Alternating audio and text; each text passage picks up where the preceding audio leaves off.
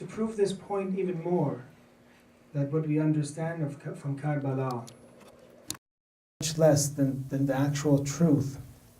In another narration, and this narration is also in Kamil al-Ziyarat.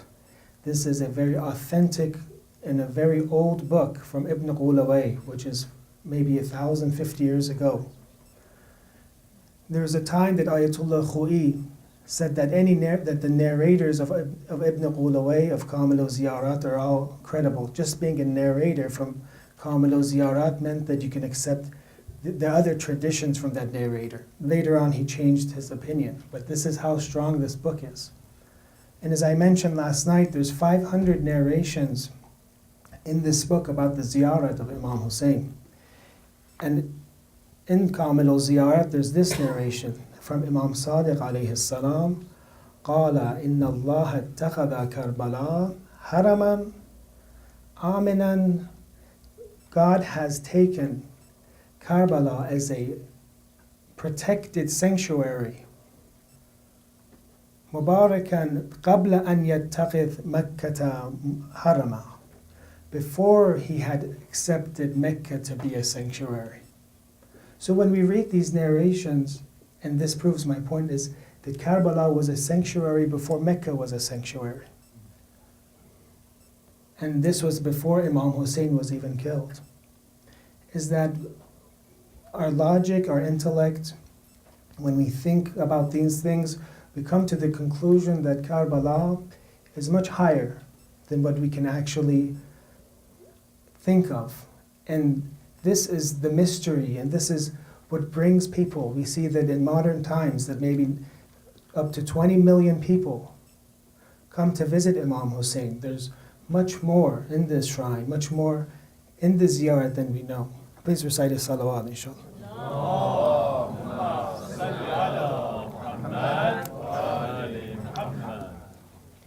To review from what we said last night, we said there's four lessons that we can learn from Ziyaratul Arba'een.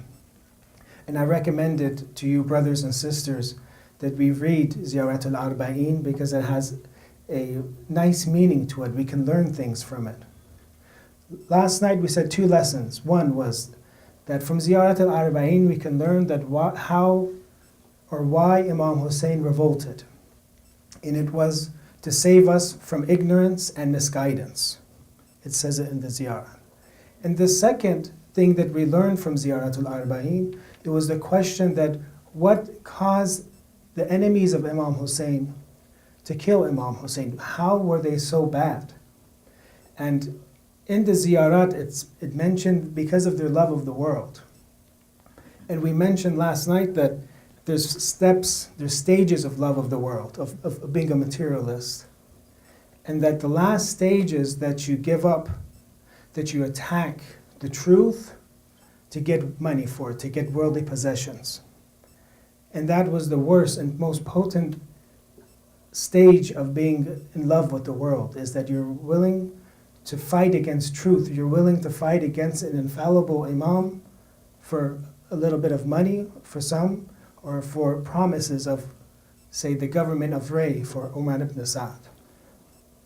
Tonight will be the third lesson, or the third thing we can learn from Ziyaratul Arba'een. And that is, what is our responsibilities as Shia towards Imam Hossein? What do we owe Imam Hossein? Right? After Karbala, what do we owe Imam Hossein? And what should we do? The first thing, the first responsibility that we have, and there are many other responsibilities, these are things that just came to my mind. The first thing is that we should increase our awareness and knowledge. Because we said Imam Hossein, in the ziyarat it says, وَبَذَلَ مُهْجَتَهُ فِيكَ. He gave the blood of his heart. Muhja is the blood of his heart, his arteries, the blood of his heart. لِيَسْتَنْقِذَ عِبَادَكَ مِنَ الْجَهَالَةِ. So he can save God's servants from ignorance. So the more we fight against ignorance, the more we are in line with the cause of Imam Hossein alayhi salam. the more we fight ignorance in ourselves, the more we are in line with Imam Hossein alayhi salam. And unfortunately, if we are ignorant and we don't educate ourselves about the teachings of the Ahlul Bayt, the more we will be against Imam Hussein. Because there is a battle between ignorance and knowledge. And this is one of the first chapters of Usul al-Kafi, is about knowledge and ignorance. So the more we can learn, the more we can educate ourselves. And it's primarily about 4 or 5 things that we say. It's about God, prophethood, imamat, and at the end, ma'ad, resurrection. The more we can have knowledge of God, of Tawheed, what is Tawheed in Islam? What are the different types of Tawheed? What is monotheism? What is pure monotheism? The more this will help us is to have faith in Tawheed. Because there is a relationship, brothers and sisters, between knowledge and Iman. If we don't have knowledge of something, we can't have Iman in it. If say, if somebody never heard of the name of Prophet Muhammad,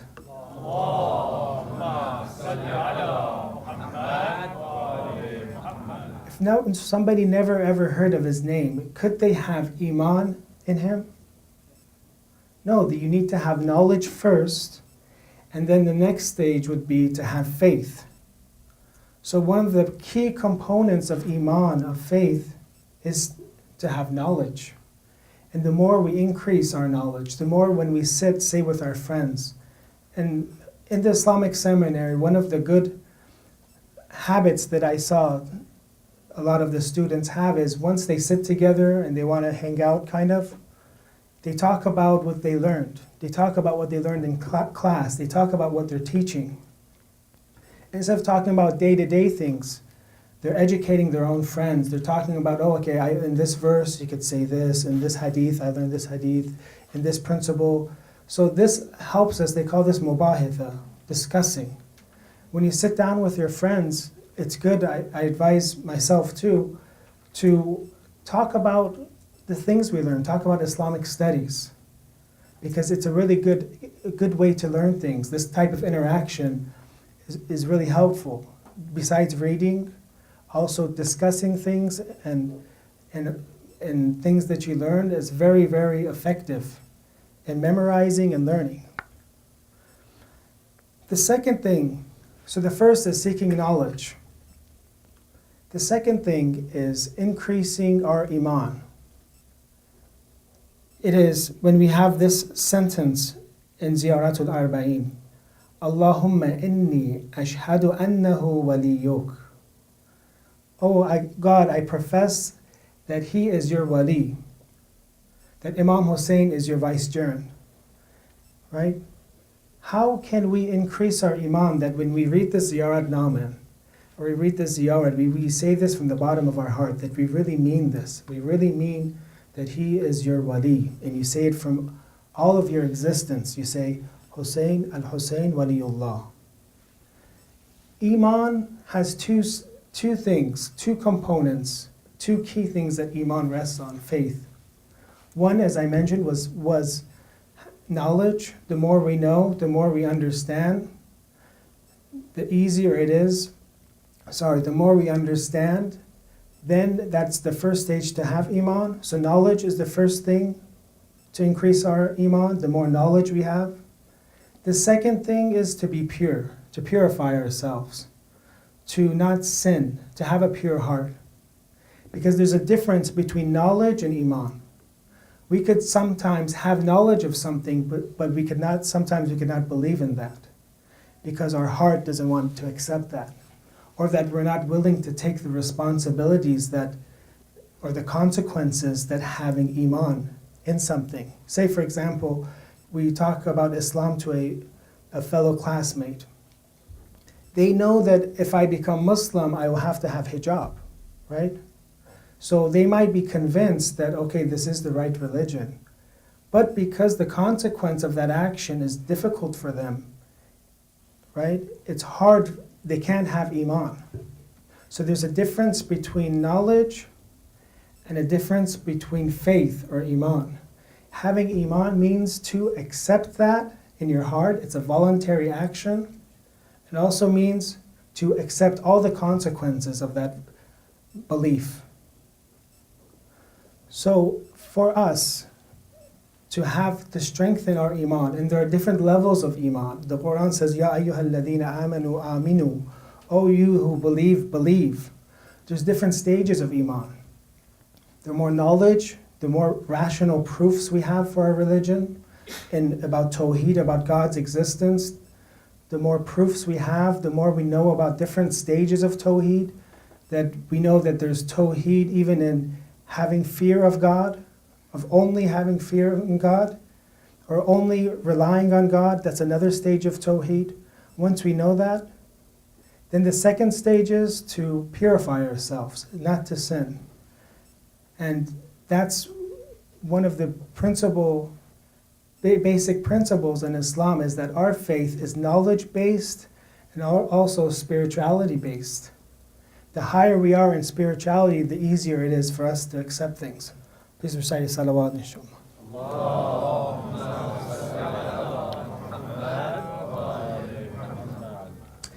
It's like a bridge.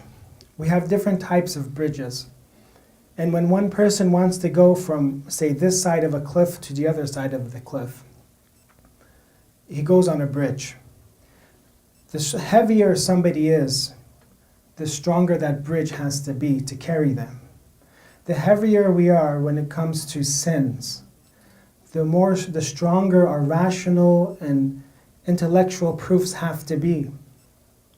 That's why when we talk to somebody about Islam, sometimes somebody is very, very pure, their heart is very pure, they're very close to God. And when we talk to them about Islam a little bit, they accept it. They might not need very high-level rational arguments. But some people, because of a polluted soul, a soul that's attached to this world, to this material world, a lot of times, however much you talk to them about Islam, they need more evidence, they need more proof. They say, no, give me more reasonings, give me more reasonings. It's like that bridge. The heavier we are with sin, the more we attach to this world we are, the stronger that bridge that will carry us to Iman needs to be. And that's one of the key things about Iman and faith, is that for us to preserve our faith and for us to increase our faith, we need to keep ourselves pure. They came to one of the big fuqaha and urafa of our time, Ayatollah Bahjat. They came to him and asked him, a bunch of young kids, youth. They came to ask him, what kind of advice can you give us? He said that you guys are good now, but try to stay good. That's my advice to you. You're good now, you pray, you do salah, but my advice to you is try to stay good. Because staying good and having Iman rests on not sinning, on not polluting ourselves. There are narrations that people that sin, at the end of their life, Allah, God forbid, takes their Iman away from them.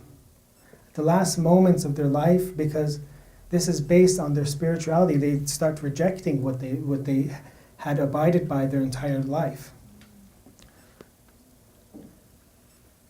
So for us to keep our Iman, to increase our Iman, to say, Allahumma inni ashhadu annahu waliyuk, to say it with true Iman, we need to increase our knowledge, inshallah, and increase our Iman. And increasing our Iman rests on what? Being pure, not sinning. One of the biggest benefits of Imam Hossein alayhi salam is that he purifies. The Ahlul Bayt, they purify us. In narrations it says that salawat itself purifies us. Just saying salawat.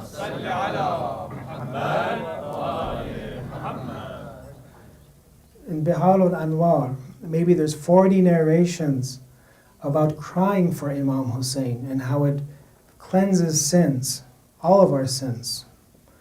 So Imam Hossein cleanses us, remembering him. Our Imams, they recommended for us to cry for Imam Hossein. يا ابن الشبيب إن كنت باكيا على شيء فابكي للحسين. Imam Rida alayhi salam, from what I remember, told his companion Ibn Shabib, if you want to cry for something, for anything, cry for Hussein.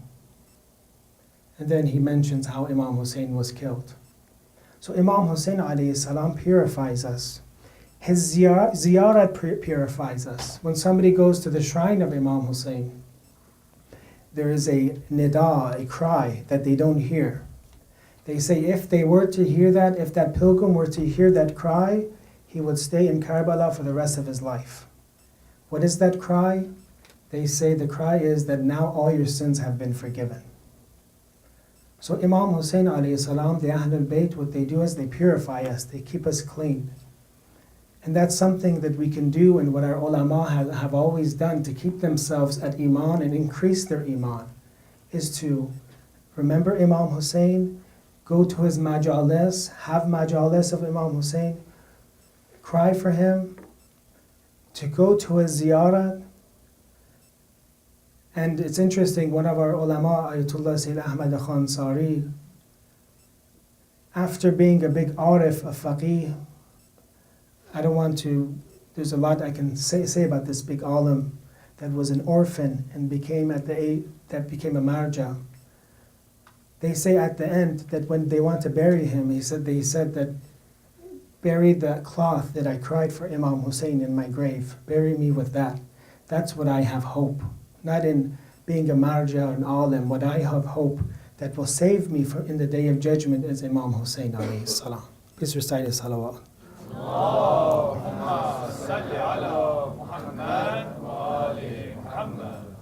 So that was the second responsibility, is to say the ziyarats with a pure heart and to really mean it. And this was one of the ways, was to have or increase our knowledge and iman. The third responsibility that we have towards Imam Hussein alayhi salam is to love him and to hate his enemies. Say tabarri, tawalli, or hope, both. In this Ziyarat Nama, when you read it, you see that the word la'n, or curse, occurs many times in Ziyarat al-Arba'een, even though it's only 2 pages. Allahumma fal'anhum la'nan wabila. Oh Allah, curse them with a great cursing, the enemies of Imam Hussein. Or in another part, وَلَعْنَةُ man ظَلَمَكَ, it says. And those who cursed you, I'll just read the English. And punish them with a painful punishment. May Allah curse those who killed you. فَلَعَنُ اللَّهُ مَنْ قَتَلَكَ وَلَعَنُ اللَّهُ مَنْ ظَلَمَكَ.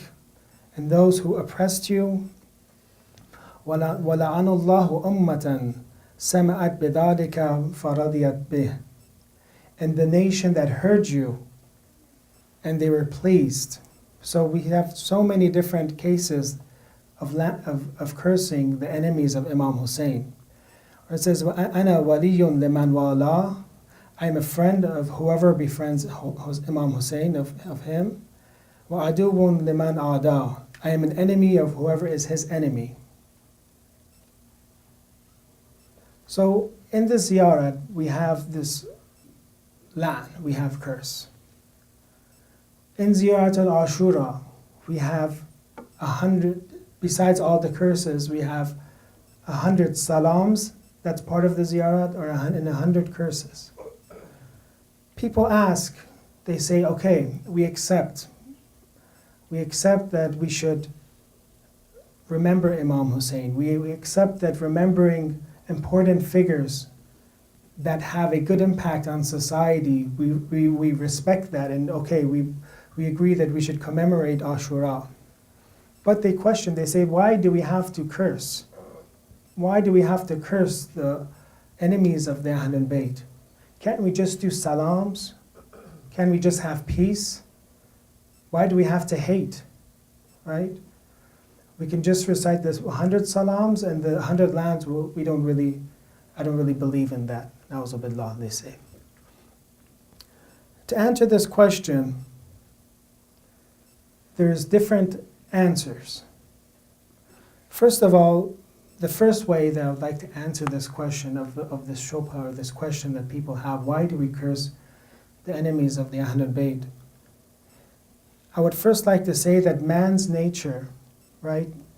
Man has both an intellectual side, his rationality, the way he thinks, and also man has an emotional side to him, right? And that's why we say we do azadari, is because the emotional side, it wakes us up. When we see the black drapes, when we see mourning for Imam Hossein, our emotional side wakes up. So man both has an intellectual side to him and also has a emotional side. And our emotional side is also divided into a positive emotion and also a negative emotion, which is very natural. This is how human beings are. They have a positive emotion like joy, happiness. They have negative emotions like grief, sorrow, right? And when they have a positive emotion, they laugh. God created us in a way that we laugh. When we have negative emotions like grief, we cry. We can't cut this out of human life, because if we cut it out, we're cutting out a part of humanity. God created us this way. We have love and we have hate. It's part of human nature, right? But what we do is we channel this love and we channel this hate. God has given us this. But with our intellect, we decide who should we love and who should we hate. And logic tells us whoever wants to provide us a service, whoever is nice to us, whoever is kind to us, whoever wants to teach us something, we should love them, right? When somebody does good to us, what do? We love them. We like them. But when somebody wants to harm us, logic tells us to stay away from them. He wants to harm you. Dislike them. It's very similar to, say, in how animals or plants are. A plant might try to attract what benefits it. It needs sunlight. It needs water. So it will grow, say, leaves to attract more sunlight. It will have deep roots to get more water from the soil, to get more nutrients. It attracts. But also plants repel. Repel maybe insects that are bad for it. Repel other plants from getting around it, taking its sunlight. So this is very natural in creation, that things that want to harm us, we repel them. Things that want to benefit us, we try to attract them. And this is what we know is known as tawalli and tabarri. Tawalli is we try to attract the good, the kamal, the perfection of the Ahlul Bayt, because they are benefiting us. They gave us religion. Tabarri means we want to stay away from the enemies of the Ahlul Bayt, because the enemies of the Ahlul Bayt in our narrations they are aslu kull shar. They are the root of all evil. And they say, we are the root of all good. نحن أصل كل خير. We are the root of all good, and our enemies are the root of all evil. We are the root of all good, our enemies are the root of all bad. In the Quran, we also see that God tells us to stay away from shaitan. Why do we stay away from shaitan? Why do we curse shaitan? Why do we say, A'udhu billah mina shaitan al-rajim? Because he wants to harm us. Inna shaitana lakum aduwwun fattakhaduhu aduwwa. Shaitan, Satan is your enemy. The Quran says Satan is your enemy. You have an enemy. So take him as your enemy. Don't take him as your friend. The more, if we did not have an enemy, if we say we are cool with everybody, that we will talk with everybody, if we don't stay away, say, from shaitan, what will happen? He will slowly affect us. If we don't say we hate shaitan, if we don't want to repel him, slowly he'll come closer and closer and closer, and then he could trick us, right? And affect us in a bad way. So that is the first explanation, is that it's very logical to repel harm or evil spirits or evil things. And those that killed Imam Hossein alayhi salam, they are of the shayateen, they are people that are evil, and that we want our hearts to be ridden of them. Now when we look at the Quran, if we can answer this in the Quran, we see that the word la'n, or curse, occurs in the Quran maybe close to 40 times. 40 times in the Quran there's curse. There's curses in the Quran that God curses some people, that are angels curse, and also in some of the ayahs it says all of mankind curse. أُولَٰئِكَ عَلَيْهِمْ لَعْنَةُ اللَّهِ, Allah curses them. وَالْمَلَائِكَةِ, the angels curse them. وَالنَّاسِ أَجْمَعِينَ, and all of humanity curse them. So could we say to those that say that we don't want to recite Ziyaratul Ashura because of the land, we don't want to recite Ziyaratul Arba'een because of the land, we tell them, okay, then don't read those verses of the Quran that has land. Only read the verses of Quran that are about good things. And slowly they'll say, don't even read about those verses that are about hell, because that's a bad feeling too, that scares us. So, it's interesting in Surah Baqarah, this ayah, أُولَٰئِكَ يَلْعَنُهُمُ اللَّهُ وَيَلْعَنُهُمُ اللَّائِنُونَ. They are the ones that Allah curses them, this group. وَيَلْعَنُهُمُ اللَّائِنُونَ, the la'inun. La'in is ism fa'il, those that curse, those that send curses. Right? Those that send curses. Who are those that send curses? Their job is to send curses. In our narrations it says, نَحْنُهُمْ, the Ahlul Bayt. We are the la'inun. We are those that are sending curses. Right? So in the Quran we have this concept of land.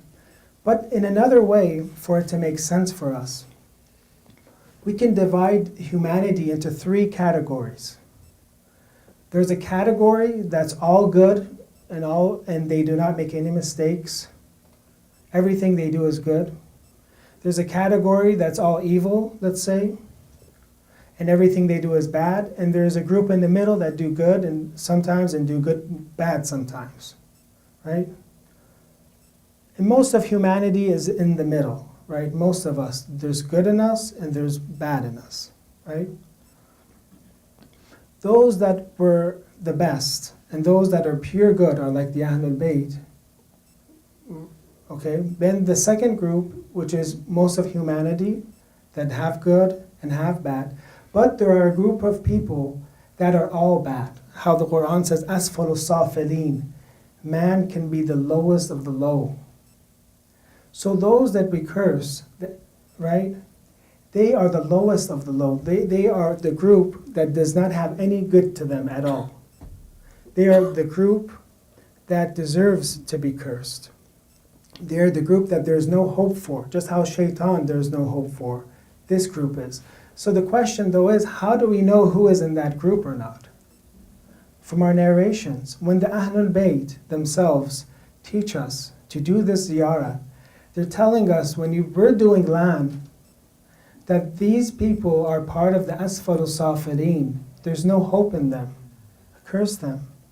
We can't distinguish this ourselves. We can't go ahead cursing our people we see. You curse him, curse that, curse this guy, right? Or do takfir, this guy's a kafir, that guy's a kafir. These are not allowed in our religion, to do land or to do takfir, right? Doing takfir itself is a sin. Saying somebody is a kafir, is an unbeliever, is a sin. But those that we are allowed to are in our narrations. It's in Ziyarat Ashura, Umayr ibn Sa'd, like those that killed Imam Hossein alayhi salam. So to review this, why do we curse the enemies of the Ahlul Bayt? Is because these are part of the Asfal Safilin. And how do we know? Is because they are in the narrations, these specific people, or else maybe we would not know ourselves. Please recite your salawat, inshallah.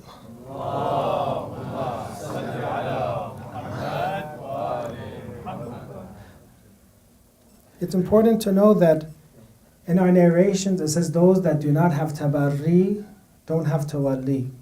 Those that don't distance themselves from the enemies of the Ahlul Bayt, they don't have tawalli.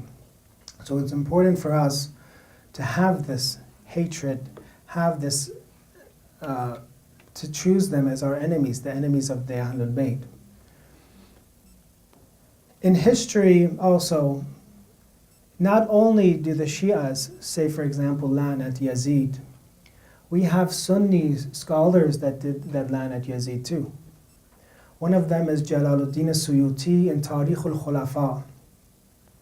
When he mentions Imam Hossein, he says when Imam Hossein is killed, I think this book's translated in English, I'm not sure, but he mentions when Imam Hossein is killed, he says that things happen to Imam Hussein that I do not want to mention. He said it's so bad what happened to Imam Hussein. Jalaluddin Suyuti, which is Sunni, says I don't want to talk about it. But he says, may Allah's curse be on the person who killed you, who killed Imam Hussein in Tarikh al-Khulafa. He says also on Ibn Ziyad and upon Yazid, he says. And then he goes and talks about the miracles, the extraordinary events that happened after they killed Imam Hussein. So you have different ulama from the Sunnis. So not only do the Shia curse Yazid, also some of the ulama of the Sunnis, Ibn Jawzi, and there's a list. Those that want, they can research. Please recite a salawat, inshallah.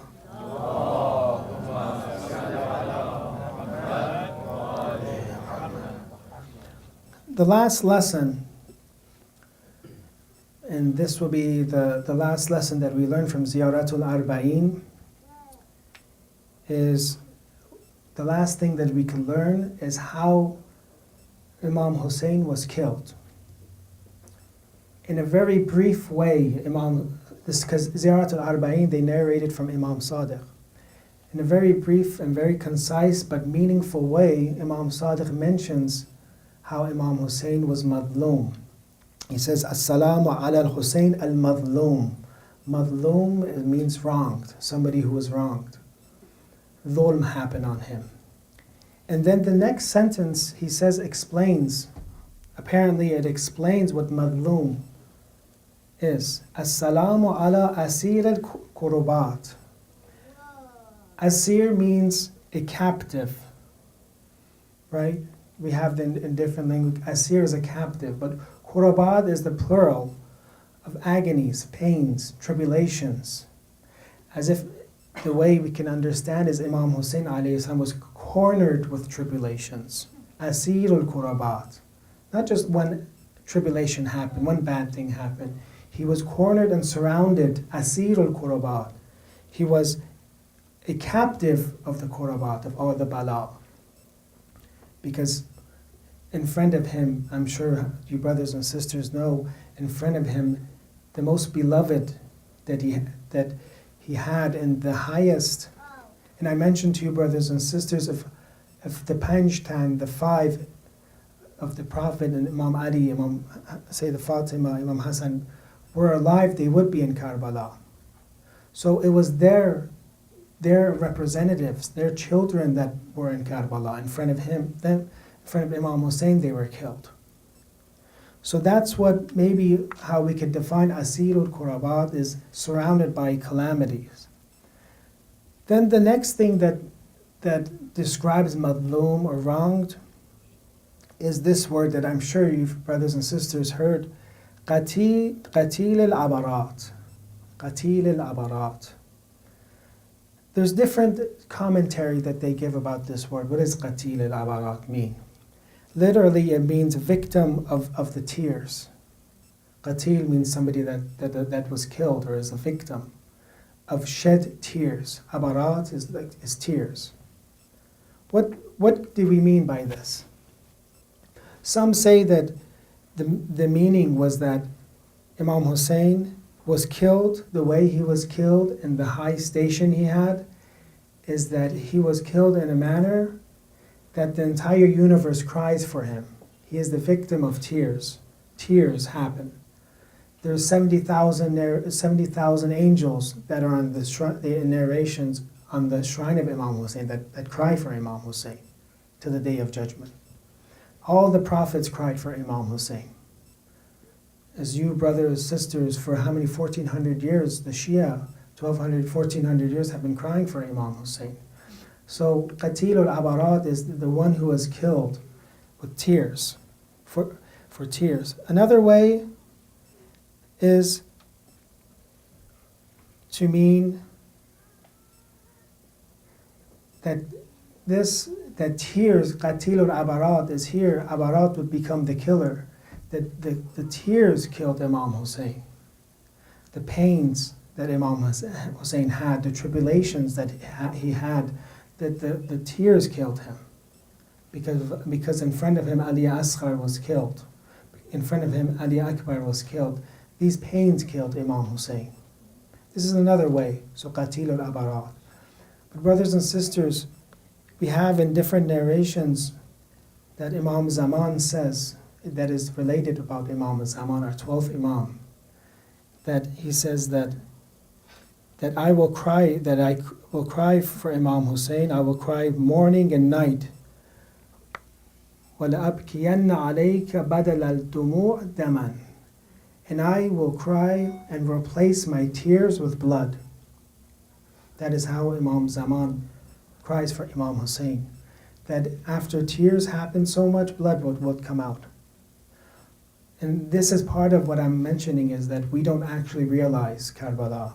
Imam Zaman sees how Karbala was, knows who Imam Hossein was, and knows what it means to hurt him.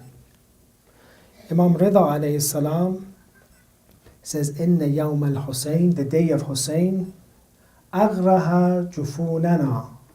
Aghrah means to damage. Imam Rida alayhi salam says, the day of Imam Hussein damaged our eyelids. How much must somebody cry that their eyelids become damaged from crying?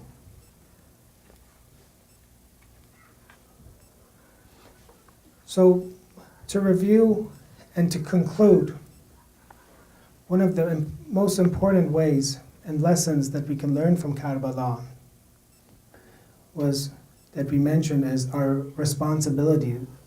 The third lesson was our responsibilities towards Imam Hossein. And how in our responsibilities we divide into four.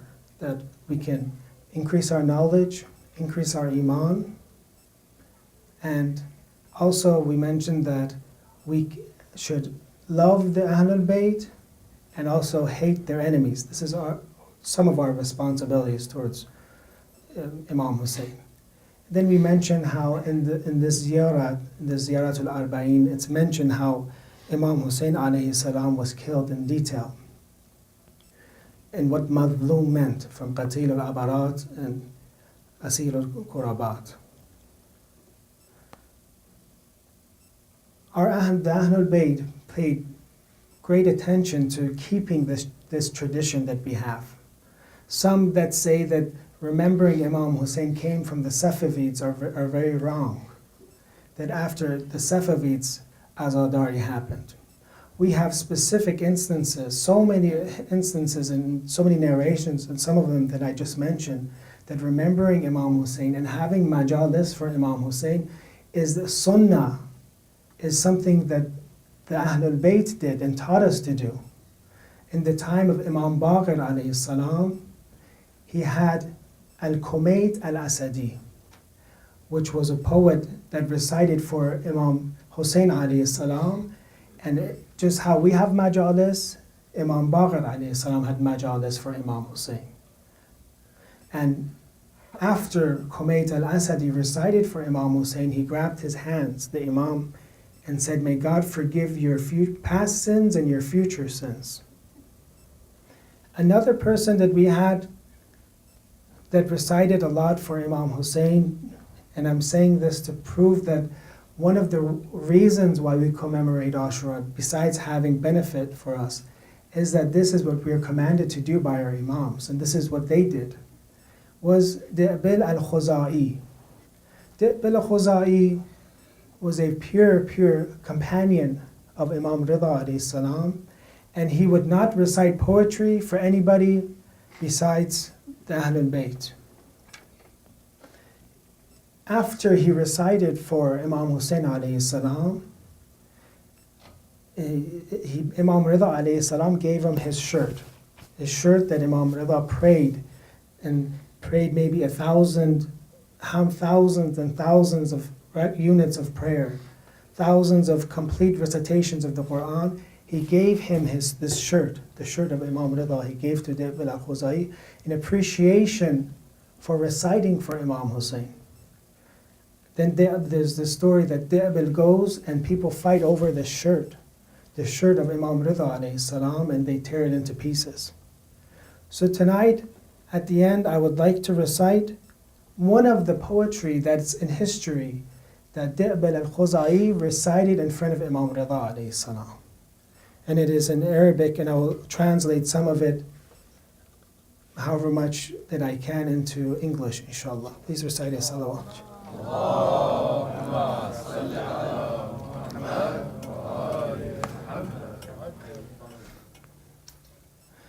أفاطم لو خنت الحسين مجدلا. If Fatima, the mother of Imam Hossein, were to see Hussein fallen on the ground, twisted, fallen, وَقَدْ مَاتَ عَطْشَانًا بِشَطِّ فُرَاتٍ, to see him dead, thirsty next to the river of the Euphrates. It's very difficult to be thirsty and next to a river, brothers and sisters.